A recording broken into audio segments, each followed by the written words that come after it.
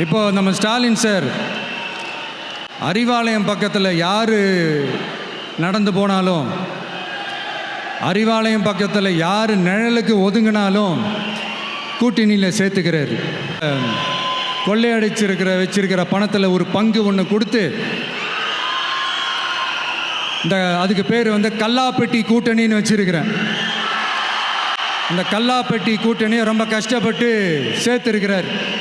ஆனால் அவருக்கு நான் சொல்கிறேன், இந்த பழைய கூட்டணி கணக்குகளோ இந்த கொள்ளையடித்த பணத்தையே வச்சு எங்கள் மக்களை ஏமாற்றி எல்லாம் ஜெயிக்க முடியாது. ஏன்னா இது மாபெரும் மக்கள் சக்தியான வித்தியாசமான விசில் புரட்சி எலெக்ஷன். உண்மையிலே இந்த எலெக்ஷன் எதுக்கான எலெக்ஷன் சொல்லட்டுமா?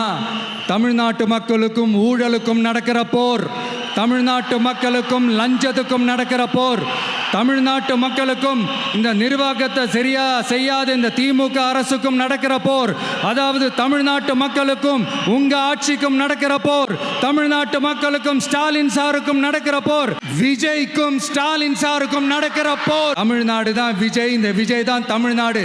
தூய சக்தி டிவிகேவுக்கும் தீய சக்தி டிஎம்கேவுக்கும் தான் இந்த போர்.